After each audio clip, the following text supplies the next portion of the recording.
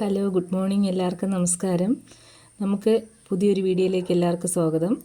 അനുബന്ധം 2 എന്ന ഫോം, തൊഴിലുറപ്പുമായി ബന്ധപ്പെട്ട് അനുബന്ധം 2 എന്ന ഫോം നമ്മൾ നേരത്തെ പരിചയപ്പെട്ട് കഴിഞ്ഞു. അതിൽ ചെയ്തു തുടങ്ങിയ ശേഷം വീണ്ടും കുറച്ച് സംശയങ്ങൾ മേറ്റുമാർക്കുണ്ടായിട്ടുണ്ട്. അതും കൂടി പരിഹരിച്ച ശേഷം നമുക്ക് അനുബന്ധം 3ലേക്ക് പോകുന്നതായിരിക്കും ഉചിതം. അപ്പോൾ അനുബന്ധം 2ൽ വന്ന സംശയങ്ങളെക്കുറിച്ച് ഞാൻ ആദ്യമായി പറയാം. അതിനുശേഷം വീഡിയോയുടെ ലെങ്ത് അനുസരിച്ച് അനുബന്ധം 3ലേക്ക് പോവാം. അപ്പോൾ ഒരു പക്ഷേ വീഡിയോ ലെങ്ത് കൂടി പോവുകയാണെങ്കിൽ അനുബന്ധം 3 എന്ന് പറയുന്നത് മറ്റൊരു വീഡിയോയിലായിട്ടിടാം. അപ്പോൾ നിങ്ങൾ ശ്രദ്ധിക്കുക, ഈ ഫോം ഞാനിനി പരിചയപ്പെടുത്തേണ്ട ആവശ്യമില്ല. എന്തിനു വേണ്ടിയിട്ടാണ് ഈ ഫോം ഉപയോഗിക്കുന്നതെന്ന്.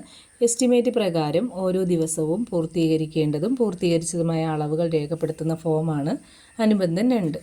അപ്പോൾ അതിൽ നമ്മൾ ഗ്രൂപ്പിലെ അംഗങ്ങളുടെ എണ്ണം എഴുതുമ്പോൾ പ്രത്യേകം ശ്രദ്ധിക്കേണ്ട കാര്യം എന്ന് പറയുന്നത്, അന്നത്തെ ദിവസം ഹാജരായിട്ടുള്ള തൊഴിലാളികളുടെ എണ്ണവും പേര് വിവരങ്ങളും മാത്രം രേഖപ്പെടുത്താൻ ശ്രദ്ധിക്കുക. അത്ര മാത്രമേ അതിൽ ശ്രദ്ധിക്കേണ്ടതായിട്ടുള്ളൂ. അപ്പോൾ ഒരു വർക്കിൽ നമ്മൾ 5 ഗ്രൂപ്പായിട്ടാണ് തിരിച്ചിട്ടുള്ളതെങ്കിൽ 5 ഫോം ഇതുപോലെ ഉണ്ടാവും. അപ്പോൾ 5 പേര് ഓരോ ഗ്രൂപ്പിലും എത്ര പേര് ഹാജരായിട്ടുണ്ടോ അവരുടെ പേര് വിവരങ്ങൾ മാത്രം രേഖപ്പെടുത്താൻ ശ്രദ്ധിക്കുക. ഇപ്പോൾ നമ്മൾ ഈ ഫോം ഫ്രണ്ടിലിരിക്കുന്ന ഫോം എന്ന് പറയുന്നത് ഗ്രൂപ്പ് നമ്പർ 1 എന്ന് കൊടുത്തൊരു ഫോമാണ്. ഇതിൽ 7 തൊഴിലാളികളാണ് ഹാജരായിട്ടുള്ളത് എങ്കിൽ പ്രവൃത്തി നിർവഹണം നടത്തുന്ന തീയതി വയ്ക്കാൻ പ്രത്യേകം ശ്രദ്ധിക്കുക. എന്നാണോ ജോലി ചെയ്യുന്നത് അന്നത്തെ ഡേറ്റ് മാത്രം വയ്ക്കാൻ ശ്രദ്ധിക്കുക. ഇനി നമുക്ക് എസ്റ്റിമേറ്റിലേക്ക് പോവാം. ഇനം നമ്പർ നേരത്തെ പറഞ്ഞിട്ടുണ്ടായിരുന്നു, 80 TMA 8 ആ രീതിയിൽ പോകുന്ന ഒരു ഇനം നമ്പർ നിങ്ങളുടെ എസ്റ്റിമേറ്റിനകത്ത് ഉണ്ടാവാം. ഇനങ്ങളുടെ സ്പെസിഫിക്കേഷനും ഉണ്ടാവാം. ഇനി ഒരു കാര്യം ശ്രദ്ധയോടെ കേൾക്കേണ്ട കാര്യം എന്ന് വെച്ചാൽ, ഇപ്പം ഞാനിവിടെ പറഞ്ഞു തരുന്ന അളവുകൾ ഒന്നുകിൽ എൻ്റെ മനസ്സിൽ നിന്ന് എടുക്കുന്ന അളവുകളായിരിക്കും, റേറ്റുകളുമായിരിക്കും. ഉദാഹരണത്തിന് വേണ്ടി എടുക്കുന്ന റേറ്റുകൾ നിങ്ങളുടെ കയ്യിലിരിക്കുന്ന എസ്റ്റിമേറ്റുമായിട്ട് ഒത്തു നോക്കേണ്ട ആവശ്യമില്ല. കാരണം നിങ്ങൾക്ക് മനസ്സിലാക്കാൻ വേണ്ടി ചിലപ്പോൾ ഞാനൊരു റേറ്റ് ഇട്ട് ചെയ്യുന്നതാവാം, ചിലപ്പോൾ എൻ്റെ കയ്യിലുള്ള പഴയ എസ്റ്റിമേറ്റ് വെച്ച് ചെയ്യുന്നതാവാം. അത് നിങ്ങൾ ശ്രദ്ധിക്കേണ്ട കാര്യമില്ല. നിങ്ങളുടെ കയ്യിലിരിക്കുന്ന എസ്റ്റിമേറ്റ് പ്രകാരമുള്ള അളവുകളും അതിലുള്ള റേറ്റുകളും മാത്രം ശ്രദ്ധിച്ചാൽ മതി.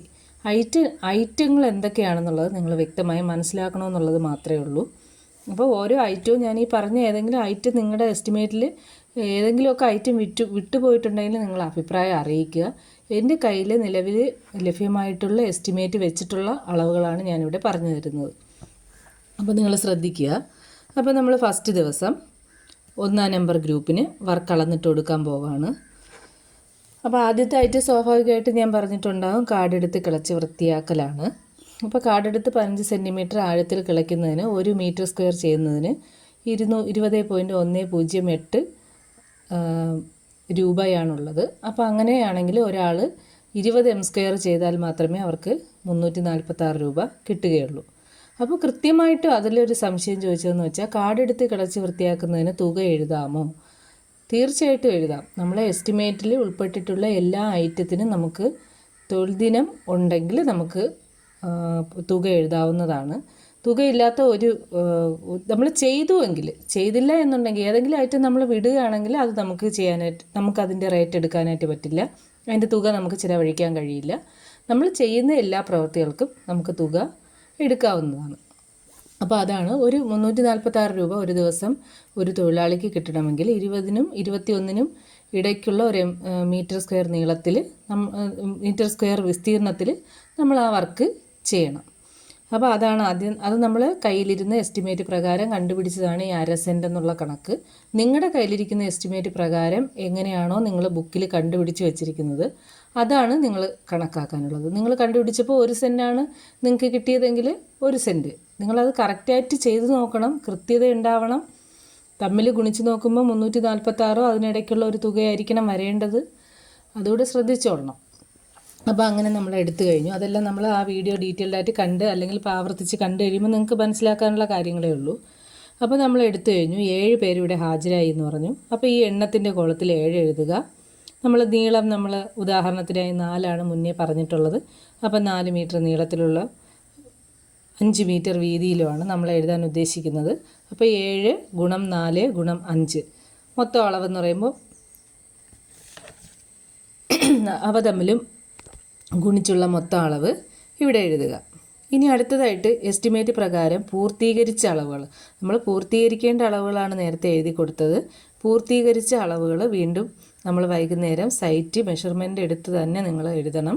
ഇല്ലയെന്നുണ്ടെങ്കിൽ നിങ്ങൾ ഈ കൊടുത്ത അളവും അവർ ചെയ്ത അളവും ഒരു പോയിൻ്റ് പോലും വ്യത്യാസമില്ലാത്ത രീതിയിലാണ് ഫോം എഴുതുന്നത്. അങ്ങനെയല്ല, നമ്മൾ എങ്ങനെ ഇനി അളന്നിട്ട് കൊടുത്താലും ഒരു ഇഞ്ചെങ്കിലും വ്യത്യാസമില്ലാത്ത അവർക്ക് ചെയ്യാനായിട്ട് സാധിക്കില്ല. ചിലപ്പോൾ കുറവ് വരാം, ചിലപ്പോൾ കൂടുതൽ വരാം. എന്താണോ അവിടെ നിങ്ങൾ അളന്നത്, കണ്ടത് ഒരിക്കലും എഴുതരുത്, അളന്നത് ആ അളവ് പ്രകാരം തന്നെ രേഖപ്പെടുത്താൻ ശ്രദ്ധിക്കുക. അതിനുശേഷം തൊഴിലാളികളുടെ പേരും ഒപ്പും എന്ന് പറയുന്നത് ഏതെങ്കിലും ഒരു തൊഴിലാളിയുടെ ചെയ്ത വർക്കിന് നേരെ എന്ത് പ്രവൃത്തിയാണോ ചെയ്തത് അത് എത്ര അളവിൽ ചെയ്തു അത് സാക്ഷ്യപ്പെടുത്തുന്നതിന് വേണ്ടിയിട്ട് തൊഴിലാളികളുടെ പേരും ഒപ്പും ഒരാളുടെ പേരും ഒപ്പും രേഖപ്പെടുത്തുക. അപ്പോൾ ഇതിൽ നമുക്ക് പ്രധാനമായിട്ട് ശ്രദ്ധിക്കേണ്ട ഒരു കാര്യം എന്ന് വെച്ചാൽ, നമ്മൾ ഇപ്പോൾ ഇവിടെ എണ്ണം കൊടുത്തു, അടുത്ത നീളം കൊടുത്തു, വീതി കൊടുത്തു. അപ്പോൾ ഒന്നുകിൽ നമുക്ക് ഈ എണ്ണം കൊടുത്തെഴുതാം, 7 × 4 × 5 എന്ന് എഴുതാം. അല്ലാന്നുണ്ടെങ്കിൽ നമുക്ക് എണ്ണത്തിന് ഗുണിച്ച് എഴുതാൻ പറ്റും. അപ്പോൾ ആ ഗുണിച്ചെഴുതുമ്പോൾ പ്രധാനമായിട്ടും വരുന്ന മിസ്റ്റേക്ക് എന്ന് പറയുമ്പം, നമ്മൾ ഗുണിക്കുമ്പോൾ ഈ 7 കൊണ്ട് നീളത്തിനെയും വീതിനെയും നമ്മൾ സെപ്പറേറ്റായിട്ട് ഗുണിക്കും. അങ്ങനെ വരുമ്പോൾ നീളം വരുമ്പോൾ 7 × 4 28 മീറ്റർ എന്ന് വരും. വീതിയെ വീണ്ടും അവർ ഗുണിക്കുകയാണ്, 7 × 5 35. അങ്ങനെ വരുമ്പോൾ നമുക്ക് 20 m² ആണ് ഒരാൾക്ക് വരുന്നത്. അതിൻ്റെ ഇരട്ടിക്കിരട്ടി പോവും, മനസ്സിലായില്ലേ? അപ്പോൾ അത് പാടില്ല. നമുക്ക് എഴുതുമ്പോൾ 7 × 4 × 5 എന്ന് എഴുതുക. അല്ലെങ്കിൽ 7 × 4 28 മീറ്റർ നീളത്തിലും 5 മീറ്റർ വീതിയിലുമാണ് അളന്നിട്ട് കൊടുക്കേണ്ടത്. അത് വ്യക്തമായിട്ട് മനസ്സിലാക്കുക. പലരും 2 രീതിയിൽ ഫോം തെറ്റിക്കുന്നുണ്ട്.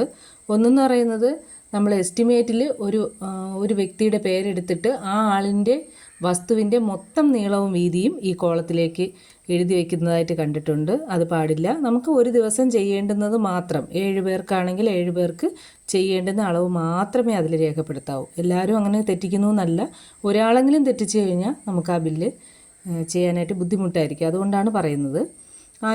എല്ലാവരും തുടക്കക്കാരാണ്, അതിൻ്റേതായ മിസ്റ്റേക്കുകൾ വരും. പക്ഷേ എന്നാലും നിങ്ങൾ ഈ പറഞ്ഞു തരുന്ന കാര്യങ്ങൾ നമ്മുടെ സൈറ്റിൽ പ്രാവർത്തികമാക്കാൻ പ്രത്യേകം ശ്രദ്ധിക്കണം. കാരണം നമ്മൾ ഒരു എസ്റ്റിമേറ്റ് കയ്യിലെടുത്ത് വെച്ച് ഹോംവർക്ക് പോലെ ചെയ്ത് നോക്കുക. നമ്മൾ കണക്കാണ്, നമ്മൾ ചെയ്ത് പഠിച്ചാൽ മാത്രമേ നമുക്ക് മനസ്സിലാവുള്ളൂ. നമുക്ക് കേൾക്കുമ്പോൾ എല്ലാം മനസ്സിലായെന്ന് തോന്നും, പക്ഷേ സൈറ്റിൽ ചെല്ലുമ്പം ഒന്നുമില്ല, മൊത്തം ബ്ലാങ്ക് ആയിരിക്കും. അപ്പോൾ അതുകൊണ്ട് നമ്മൾ ചെയ്ത് നോക്കി ബുക്കിൽ എഴുതി വെച്ചിട്ട് വേണം. നാളെ പ്രവൃത്തി സ്ഥലത്ത് പോകണമെങ്കിൽ ഇന്ന് തന്നെ അത് എഴുതി വെച്ച് കൊണ്ടുപോകണം. അങ്ങനെ ചെയ്ത് കഴിഞ്ഞാൽ നിങ്ങൾക്ക് ചെന്ന ഉടനെ ഓരോ ഗ്രൂപ്പിനും അളന്നിട്ട് കൊടുക്കാനായിട്ട് സാധിക്കും. ഗ്രൂപ്പ് നമ്മൾ തിരിച്ച് ഒരു വർക്കിനായിട്ട് നമ്മൾ ഗ്രൂപ്പ് തിരിച്ച് അനുബന്ധം 1 എഴുതി വെച്ചിരിക്കുന്നതുകൊണ്ട് ഗ്രൂപ്പ് തിരിക്കുന്ന ഒരു ബുദ്ധിമുട്ട് പിറ്റേ ദിവസങ്ങളിൽ ഉണ്ടാവില്ല. അപ്പോൾ നമ്മൾ പിന്നെയുള്ള ദിവസങ്ങളിൽ അളന്നിട്ട് കൊടുക്കുന്ന ഒരു കാര്യം മാത്രമേ ഉള്ളൂ. അപ്പോൾ അളവ് നിങ്ങൾ ടേപ്പ് ഉപയോഗിച്ച് തന്നെ അളക്കുക. അളന്ന് തിട്ടപ്പെടുത്തി കൊടുത്ത ശേഷം മറ്റു കാര്യങ്ങളിലേക്ക് പോവുക. അപ്പോൾ അതാണ്. അപ്പോൾ അങ്ങനെ ഒരു മിസ്റ്റേക്ക് വരുത്തുന്നുണ്ട്. പിന്നെ ഒരു സംശയം ചോദിച്ചത്, കാർഡെടുത്ത് കിളച്ച് വൃത്തിയാക്കുന്നതിന് തുക അനുവദിച്ചിട്ടുണ്ടോ എന്നുള്ള സംശയമാണ്. അത് ഞാൻ നേരത്തെ പറഞ്ഞു, തുക തീർച്ചയായിട്ടും അനുവദിച്ചിട്ടുണ്ട്. എന്ത് ഐറ്റത്തിനും തുക അനുവദിച്ചിട്ടുണ്ട്. ചെയ്യുന്ന എല്ലാ പ്രവൃത്തിക്കും തുക അനുവദിക്കാവുന്നതാണ്. അപ്പോൾ അത് നമ്മൾ ചെയ്തു കഴിഞ്ഞു. അപ്പോൾ ആ ഒരു മിസ്റ്റേക്ക് വരുത്താതിരുന്നു കഴിഞ്ഞാൽ നമുക്ക് കൃത്യമായിട്ട് ഈ ഫോം തെറ്റാതെ എഴുതാൻ പറ്റും.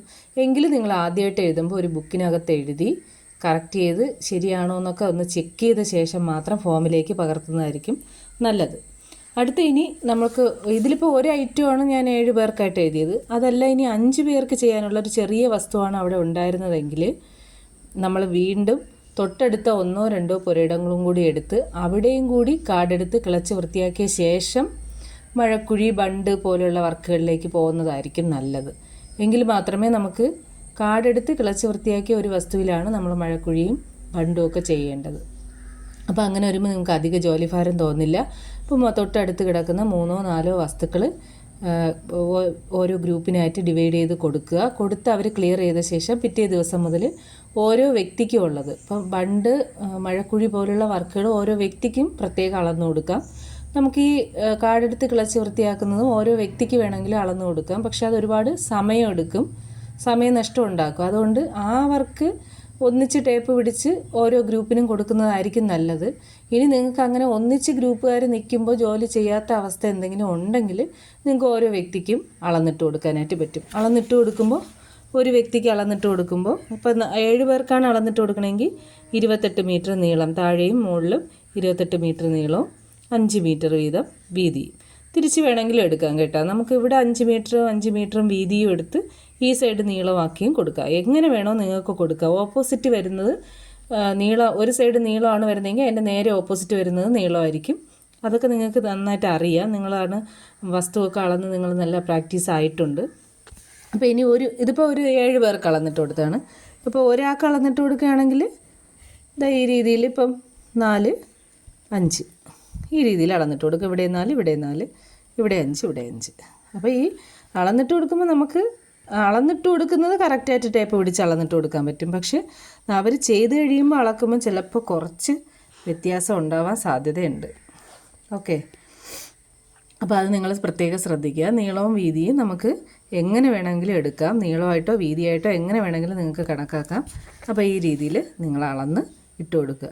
അപ്പോൾ ഇത്രയാണ് പറയാനുള്ളത്. അപ്പോൾ ബാക്കി വർക്കുകളെന്ന് പറയുമ്പോൾ ഓരോ വ്യക്തിക്കും 20 മീറ്റർ മൺകയ്യാലയാണ് നമ്മൾ അളവ് പ്രകാരം ചെയ്തിരുന്നത്. അപ്പോൾ ആ 20 മീറ്റർ മൺകയ്യാല നിങ്ങൾക്ക് അളന്നിട്ട് കൊടുക്കാനായിട്ട് സാധിക്കും. അതുപോലെ തന്നെ 20 മീറ്റർ ഒന്നിച്ചളക്കാൻ ആ വസ്തുവിൽ ഇല്ല എന്നുണ്ടെങ്കിൽ 2ഓ 3ഓ സ്റ്റെപ്പായിട്ട് 15 മീറ്ററിലോ 1, 5 മീറ്ററിലോ 1 എങ്ങനെ വേണോ, എന്തായാലും 20 മീറ്റർ ചെയ്യണം എന്നേ ഉള്ളൂ. അപ്പോൾ 20 മീറ്റർ ചെയ്താൽ മാത്രമേ 346 രൂപ കൊടുക്കാനായിട്ട് സാധിക്കുകയുള്ളൂ. അപ്പോൾ ഈ 20 മീറ്റർ എന്ന് പറഞ്ഞാൽ ഞാൻ വീണ്ടും പറയുകയാണ്, എൻ്റെ കയ്യിലിരുന്ന എസ്റ്റിമേറ്റ് പ്രകാരവും അതിൻ്റെ റേറ്റ് പ്രകാരവുമാണ്. നിങ്ങളെ എസ്റ്റിമേറ്റ് സ്വന്തമായി ചെയ്തു നോക്കാൻ തന്നെ ശ്രമിക്കുക. അത് നമുക്ക് ചെയ്തു തരാനായിട്ട് സാധിക്കില്ല. ഓരോരുത്തരുടെ വസ്തുവും എടുത്ത് അവരവർ തന്നെ ചെയ്ത് നോക്കിയാൽ മാത്രമേ നമുക്കത് മനസ്സിലാക്കാൻ പറ്റുള്ളൂ. അത് നിങ്ങൾ എസ്റ്റിമേറ്റ് ഫസ്റ്റ് കയ്യിൽ കിട്ടുമ്പോൾ തന്നെ വർക്ക് തുടങ്ങുന്നതിന് തലേ ദിവസമോ അതിന് മുന്നത്തെ ദിവസമൊക്കെ നിങ്ങളുടെ കയ്യിൽ എസ്റ്റിമേറ്റ് കിട്ടും. അപ്പോൾ തന്നെ ഒരു ബുക്ക് എടുത്ത് ഓരോ വസ്തുവിലും എത്ര തൊഴുതിനം ഉണ്ടെന്നും എങ്ങനെയാണ് തൊഴുതിനം കണക്കാക്കുന്നതൊക്കെ മുന്നേ വീഡിയോ ഇട്ടിട്ടുണ്ട്. അത് നോക്കി മനസ്സിലാക്കി നിങ്ങൾ എഴുതി വെച്ച ശേഷം സൈറ്റിലേക്ക് പോകുന്നതായിരിക്കും നല്ലത്. Okay, thank you. Video length കൂടിപ്പോയിട്ടുണ്ട്. അപ്പോൾ അടുത്ത അനുബന്ധം 3 തൊട്ടടുത്ത വീഡിയോ ആയിട്ട് ഇടാം. അപ്പം എല്ലാവർക്കും നന്ദി. Okay, by.